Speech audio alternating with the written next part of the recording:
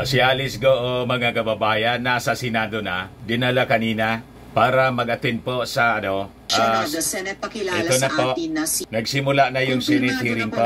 Pumasok dito noong 2003. Resource persons, Ibig sabihin, humarap siya sa atin sa Senado at tahasang nagsinungaling. Ibig sabihin, hindi matatanggal ang katotohanan ito. This is why yung tila celebrity treatment sa kanya ay di katanggap-tanggap. Huwag po tayong papabola. Huwag po tayong magpauto. Hence, I am proud to say that our hearings have made significant progress. Maliban sa proklamasyon ng Presidente sa pag-ban ng Pogo, naiuwi na din sa Pilipinas si Alice Go para harapin ang mga naiwan nating mga tanong para sa kanya. Sa gitna ng malawakang public interest sa tinatawag nilang Senate Flix na ito, huwag nating kalimutan na ang pangunahin nating layunin ay ang pagpapaganda ng ating mga batas at polisiya. Nakikita na natin ang mga gaps sa ating mga polisiya sa birth registration, border control, cyber fraud at iba pa. We need to make sure our hearings achieve this purpose. Otherwise, all our efforts will be for naught. Hindi ko na po ito patatagalin pa. I will ask my colleagues if they have opening statements at pagkatapos niyan, we'll ask the COMSEC to recognize the resource persons and administer the oath to those here for the first time. Para po sa maalwan na daloy ng pagdinig na ito and to give everyone a chance to ask questions. After the chair, we will limit po the questions to 15 minutes per senator. Tapos, ay tignan natin kung pwede tayong mag-round 2. In order of arrival po tayo, ito po ang sequence. Pagkatapos ng chair, si SP Pro Tempore Sen Jinggoy, Senate Minority Leader Sen Coco, Senator Joel, Senator Bato Odoroy de la Rosa, Senator JV, Senator Sherwin, Senator Raffy. So dear colleagues, mayroon bang may opening statement sa atin? Yes, SP Pro Temp Thank you, Madam Jinggoy, Chair. and then, yes. Before I proceed with my opening statement, I request Ms. Alice Go to remove her face mask. Kung totoo siya talaga si Alice Go. Please remove your mask, Ms. Go. Siya nga. Yes. Good morning, SP Madam Pro Temp. Chair, and to our esteemed colleagues. Ms. Alice Go, kumusta ka na? Kumusta ang pagbabalik Pilipinas mo? Ms. Alice. I told you to remove your face mask all throughout the Keep it hearing. removed. Magandang umaga po, Sen. Okay naman po. Okay. Marami ka litrato, naka-peace sign ka pa and all smiles kasama ang mga tauhan ng NBI at mga BI at tiga Bureau of Immigration. Nakakadismaya to at napaka-unprofessional. Bigyan nyo naman ng dignidad ang inyong mga trabaho. Alice Go, sino ka ba talaga? Alam na namin lahat through the hearings conducted by this committee na hindi ka Pilipino. Hindi totoong lumaki ka sa farm, hindi totoo si Teacher Rubilin, hindi rin totoo na simpleng mamamayan ka lang. Puro kasinungalingan ang istorya na isinuwalat mo dito sa Senado at sa publiko. At the two Senate hearings that you were present, and you were under oath, but you fearlessly fabricated stories and fed the Filipinos a pack of lies. And in stark contrast to the purported image that you grew up in a farm and was only involved in hog and poultry raising, some 28 billion flowed through your bank accounts despite your companies earning meager income. Gaano ba kalawak ang kanilang operasyon? At ano ang intensyon niya na pati pagiging mayor ay kailangan niyang pasukin? She openly mocked our government processes, disrespected our electoral system, and insulted every Filipino by believing she could run for mayor, win, and never be caught. At isa pa, tungkol sa kanyang counter affidavit na sinumite sa DOJ, para sa kanyang human trafficking case na submitted na for resolution noong pang August 6. Hindi ba talaga nakakapagtaka na nagpanotaryo noong August 14 sa San Jose del Monte, Bulacan, maski wala na siya sa bansa? Nag-request na tanggapin ng DOJ ang kanyang counter affidavit maski na tapos na ang deadline. Kaya naman pala pinagpipilitan ng kanyang mga abogado na nandito pa si Alice Go dahil may butas sa pagpapanotaryo. And it was all part of the narrative that Alice Go was still here. Her lawyers insisting that they were told by Alice Go that she is still here in the country despite reports that she was seen abroad. Dapat panagutin ang gumawa ng kabalustugan na ito. She must have been laughing at us, thinking she outsmarted everyone when she fled the Philippines undetected, or rather with the help of civilians and potentially even those in government. And let me just state frustratingly that the Indonesian authorities did exactly what the Philippine authorities have failed to do in 2 months with regard to her arrest. But nevertheless, I would like to commend the DILG Secretary Abalos, for a job well done and for successfully negotiating the return and bringing Alice Go back to our country. Nais natin malaman kung sino-sino ang mga tumulong kay Alice Go at sa kanyang mga kasamahan para makalabas ng Pilipinas na hindi dumaan sa tamang proseso. Certainly, we also would want to know how these Chinese nationals pretending to be Filipinos were allowed to open businesses under their names. How were they able to use Filipinos as dummies in their companies? Also, how were they able to circumvent the constitutional prohibition of limiting foreign equity to 40%? Maraming batas ang kanilang nilabag. Nararapat lamang na sila'y managot, and we cannot let them get away with this. Maraming salamat po, Madam Chair. Maraming salamat din, SP Pro Tem Jinggoy. Any other colleagues with yes, and Joel, and then Sir Sherwin? Madam Chair, Ikaw na agad po si araw Jinggoy. po sa ating lahat. Ang sabi po ng John chapter 8 verse 32, the truth shall set us free. Isa lang po ang gusto nating lahat na malaman. Matagal na nating hinahanap. Matagal na nating hinihintay. Ito rin ang hinihintay ngayon ng sambayan ng Pilipino. Walang iba kundi ang katotohanan. Sapagkat ang katotohanan ang magpapalaya sa atin. Umabot po tayo sa araw na ito, Madam Chair, dahil bukod po sa puro hindi ko na po maalala, Your Honor, ang sagot sa atin, tinaguan pa ho tayo ni Miss Alice Go na napag-alaman nating hindi tunay na Pilipino. Alice, binastos mo at binalahura mo ang buong gobyerno, ang buong sambayan ng Pilipino. Hindi ko maintindihan kung bakit nung nahuli ka, parang walang-wala sa'yo. Na-offend po kami. Na-offend po kami. Hindi ko po alam, pero parang ang turing mo sa amin ay kaaway na. Pero ang totoo, Alice, ang totoo, kung magsasabi ka ng katotohanan, kami dito sa Senado ang totoong kakampi mo. Bibigyan ka namin muli ng pagkakataon ngayong araw na ito. Pagkakataon na isiwalat ang katotohanan. Dahil kahit ayaw mong sabihin ng katotohanan, Senado ito. Hindi ito perya. Sigurado kami na malalaman at lalabas ang katotohanan sa Senado. Kung ikaw ay tunay na Pilipino, dapat alam mo ang kasaysayan. Sa kasaysayan, ang Senado ang nagiging sandigan ng demokrasya. Ito ang nagpapalabas ng katotohanan. Pag ikaw ay nagsasabi ng katotohanan, ang Senado ang siguradong magpuprotekta sa iyo more than any agency or institution in this country. Muli, isang bagong pagkakataon ng araw na ito, lalo para sa iyo, Alice. Sa pagsasabi mo ng katotohanan, hindi lang ikaw ang magbebenepisyo, kundi ang sambayanan.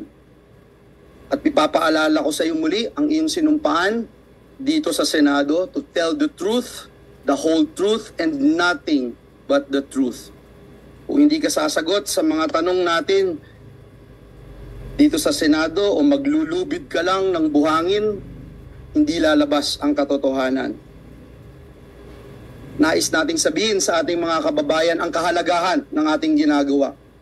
Not just in the aid of legislation, but to ensure that we will put a period, an end to this horrible and terrible pogo na ipakita ng Senado through this committee na even LGUs, even a town like Banban ay kayang pasukin at kontrolin ng gusto ng pogo. Can you imagine, ladies and gentlemen, kung magpapatuloy ito, hindi lamang mayor, gobernador, congressman o senador, baka balang araw, pag hindi natin tinuldukan ito, sa susunod na halalan, meron tayong pogo-sponsored president. Kaya po importante na pagtulong-tulungan po natin ito at that we will be able to serve the best interest of our people. Maraming salamat. Yan ang malinaw. Po sa ating lahat. Sen Joel, Sen Sherwin. Go Huaping, nagsinungaling ka sa taong bayan, nagsinungaling ka sa Senado, at higit sa lahat, nagsinungaling ka sa sarili mong Bamban. Yun ang Alam namin, dapat hindi ka natawag sa Pilipino. kanya. Nakita Guwaping, namin yan sa hindi na peke alis birth goo. certificate mo. Alam namin na hindi ka lumaki sa farm at hindi ka nag-homeschool. Dahil alam ko saan ka nag-aral, sa Grace Christian High School, na parehong eskwelahan na pinuntahan ko. Alam namin na Ka-alma-mater meron ni kang kapatid Wingat na si Salian. Wesley Guo at si Seaman Guo na itinakwil mo nung una. At alam rin namin yung connection mo sa mga pogo. Kahit na naging mayor ka, hindi mo ibinenta yung pagmamay-ari mo sa Baofulan. At alam namin, konektado ka pa rin yan hanggat ikaw ay nasa posisyon. Alam rin namin na meron kang koneksyon sa dalawang pogo na nag-ooperate sa sarili mong bayan, yung Hongsheng at yung Zunyuan. At mamaya ipapakita rin namin yung koneksyon mo doon. Kahit na tumakas ka, ipinagpatuloy namin yung pagdinig dito sa committee. At dahil sa pagdinig na ito, maraming kaso ang na-file sa iyo. 7 kaso. Graft and corruption case ng Ombudsman, human trafficking case ng DOJ, co-warranto case ng Solgen, tax evasion case ng BIR, money laundering case ng AMLAC, pagkansela ng birth certificate mo ng Solgen, at meron ring election code offense ng COMELEC. Ito na siguro ang tingin ko isa sa pinaka malalim at malalang criminal activity na nakita natin sa buong kasaysayan natin. Sa isang tao, halos 7 kaso ang isinampa sa iyo. Pero alam namin, hindi pa tapos itong pagdinig namin. Gusto namin malaman kung sino ang tumulong sa iyo para makatakas. Pribadong personalidad man o sa gobyerno. Gusto rin namin malaman sino pa ang mga kasabwat mo sa Pogo Hub sa Bamban. Pati na rin sa Pogo Hub sa Porac dahil nakakita na kami ng koneksyon dito sa dalawa. At gusto rin namin malaman kung sino-sino pa yung mga personalidad na tumulong sa iyo para mabuo itong mga Pogo Hub sa ating bansa. Sa gobyerno man o sa pribado. Importante na makasuhan sila at importante rin na panugutin sila. Kaya mahalaga itong hearing na ito at mahalaga na marinig namin sa iyo mismo kung sino-sino itong mga taong tumulong sa iyo para magdala ng krimen dito sa ating minamahal na bansa. Thank you very much, Madam Chairperson. Thank you very much also, Sen Sherwin. Meron pa ba opening statements? Sen JV and then Sen Rafi. Madam Chair, morning po. Anyway, sa umagang ito, sabi ko nga noon, satisfied naman ako and I'd like to congratulate again the Chair and the committee for ably handling this issue. Pero sa 3 bagay lang po, Madam Chair, no? Importante, unang-una, gusto natin malaman, sino ba talay Relax na relax si Alice Go. in this web criminal syndicate na pumasok dito sa ating bansa. At sana po yan ay sabihin po ni Ms. Go ngayong maga. Pangalawa, sino, muli, nabanggit na, sino mga tumulong na pribado man o nasa gobyerno para siya po ay tumakas dahil hindi na po pwedeng maulit ito na tayo po ay binabastos sa sariling bansa, nakatulong ang ilang mga nasa ahensya ng ating pamahalaan. At panghuli, ay pangatlo po ay Madam Chair, sino po ang tumulong kay Ms. Go na makapasok sa larangan ng politika hanggang siya po yung maging mayor? Yun. Baka mamaya po ay marami na humpain Yung ang mga Chinese enablers. Communist Party, ang CCP. Dahil po sa ating dispute, mamaya sa iba't ibang lugar ay nakapasok na rin po pa sila. So yung tatlong bagay lang po ngayong umaga, alam ko po ay marami pa akong magtatanong, pero sana po ay masagot po ito ni Ms. Go sa umagang to. Maraming salamat. Maraming salamat din, Sen. JV. Sen. Rafi? Good morning, Madam Chair, Senator Risa Ontiveros, colleagues, resource speakers and guests. Maraming salamat po sa pagdalo.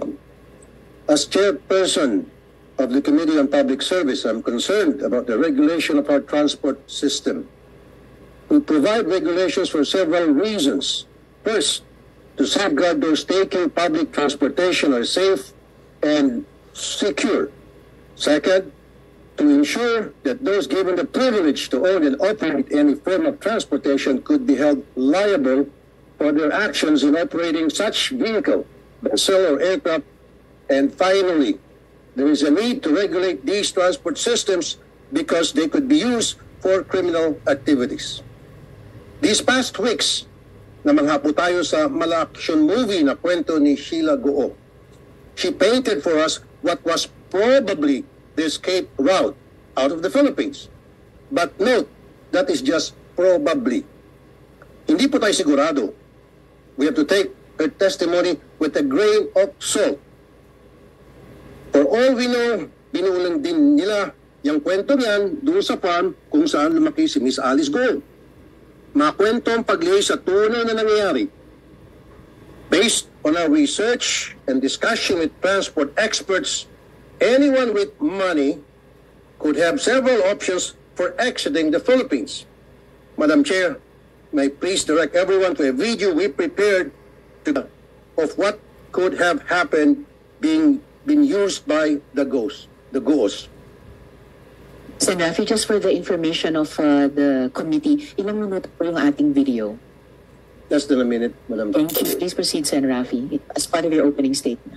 Starting with the lower deck, which is where most of the action. Before we proceed, the Chair would like to acknowledge and thank the presence of the Majority Leader, Sen. Francis. Salamat po. Please proceed, Sen. Rafi.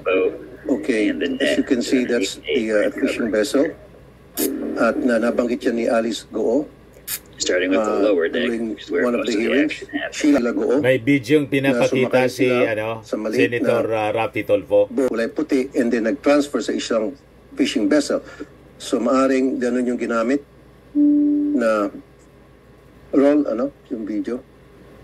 And then papakita po natin kung paano na hindi na niya kailangan pang sumampa from boat to boat dahil sinek din po namin from July 1 to July 20 yung route na binanggit ni Sheila Goo ay medyo rough ang dagat, medyo maalon, habagat, kaya imposibleng basta-basta na lamang sila makapagsampa without the aid of that fishing vessel that I showed.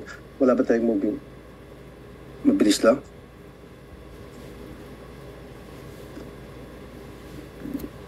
Chair, with the help of our resource speakers from the Coast Guard, Immigration, CAAP, and other relevant agencies, I would like to identify the weak points in our border control. Madam Chair, our country's borders is very complicated. Every shoreline could serve as an exit point, and this makes the Philippines a potential hub for transnational crimes. We have to review our border control and transportation regulations policies. Wala po sa mga commercial modes of transportation ang problema. Kasi ang kriminal, hindi naman po sasakayan ng MRT. Usually sarili niyang motorsiklo or heavily tainted na van. Ganon din po sa sea and air transport. Ang kriminal na may pera ay may ibang paraan ng paglalakbay. On another matter, Madam Chair, I would like also for us to look into the process and protocol in extracting fugitives in our country. This is not our first fugitive extraction. We have undergone this process before. But what was the reason why there seemed to be a different protocol with Alice Goo's extraction? Yusek Raul Vasquez said that it was just an immigration-to-immigration issue. Si Alice Goo, tulad ni Sheila Goo at Cassandra Ong, ay hinuli ng Indonesian authorities dahil sa immigration violation, dahil dalawang passport at hindi proper ang entry documents. That was the process that was followed because it's fast, efficient, and least expensive dahil nga immigration to immigration lang. Exclusion on their side and extraction on our side. In fact, with the two ladies, Sheila Goo and Cassandra Ong, there was just 2 immigration officers and 2 NBI officers who processed their extraction, and they took a regular commercial flight. What was the thought process behind the alternate protocol in the case of Alice Goo? The Senate arrest order was issued prior to the warrant issued by the Capas Tarlac RTC. I want this to be clarified in this hearing. And finally, was the dismissal of Alice Goo from being mayor a scheme for the filing of the case in Capas Tarlac? Would it not be better if this case was filed in a court outside the jurisdiction of Tarlac, which Alice Goo treated as her playground? Of course, we assume that there is a regularity in our court processes. But maybe we should realign our policies to ensure that it cannot be manipulated. Because, let's face it, kung may natutunan tayo dito sa kwento ni Alice Goo, basta't may pera ka, walang imposible. Salamat po, Madam Chair. Salamat din po, Sen. Rafi.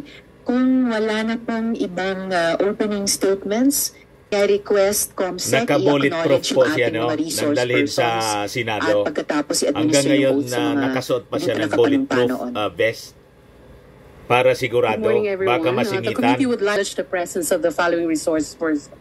From the Department of Justice, we have Assistant Secretary Francis John L. Tejano, Attorney Mariel Francisco, Attorney Hannah Lizette Manalili, Attorney Benjamin Samson.